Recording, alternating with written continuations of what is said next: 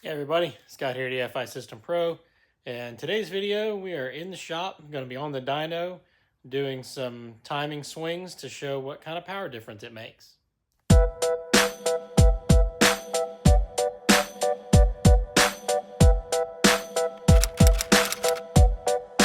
So after that last video, showing the power difference you get with different air-fuel ratios, I thought we'd do the same thing with timing in this video. A lot of times I see people's tunes where there really was nothing done for timing and they're running just what's in there. It seems like it's okay, but a couple of degrees can make a big difference, and we're going to show that today. So I have the tune in the Nova here from the last video at 13:1 air-fuel ratio, and I've made up a few different tunes starting at 30 degrees. I've got another one at 32, 34, and we'll just keep going until we see where the power falls off, and then we can know which timing number we need to use on this engine. So real quick, for anybody new here, this is a 74 Nova with a Chevy 350 in it, turbo 400 transmission, and this is kind of used as a dyno mule and test bed for some products. It has a first generation Sniper on it, and we use this for a lot of different testing. The engine was a crate engine that's rated about 270 horsepower. So, going through the drivetrain, we'll lose a little bit there.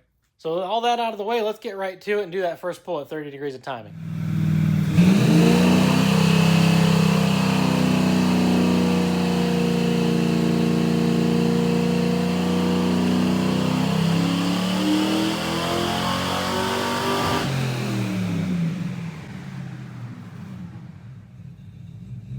Okay, here's the data log from that first run.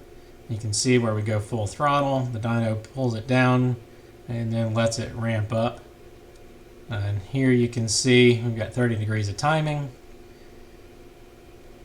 And we're running roughly 13:1 air fuel, but it's a little rough. And we'll see why that looks rough in the next data log.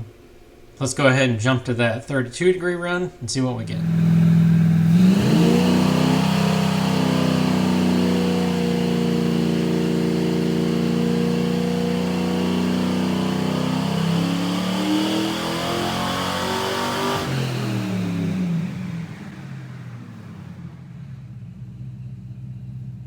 Okay, here's the data log from the second run at 32 degrees.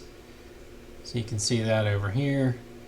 And if you look at this air fuel, this is what I was talking about, looks a lot smoother. The engine's a lot happier with that timing number. Now this isn't a definitive thing that you can 100% tune by, but it's just one of the clues that we look for when we're tuning to get things in line. So let's jump to 34 degrees and see what we get.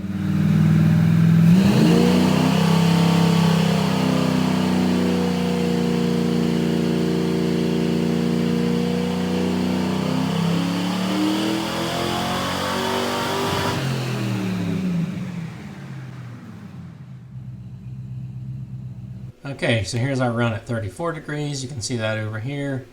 And air fuel doesn't look as bad as it did at 30 degrees, but you can see it's a little bit rougher than it was at 32 degrees.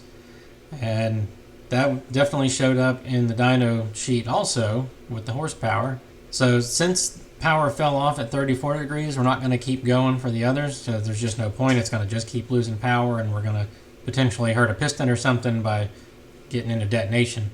Okay, so here's dyno graphs of all three runs together, and the solid line you can see down here is 30 degrees.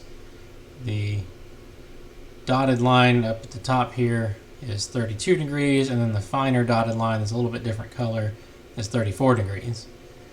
So you can see jumping 30 to 32 degrees made a huge difference in power, and going from 32 to 34 brought power down a little bit.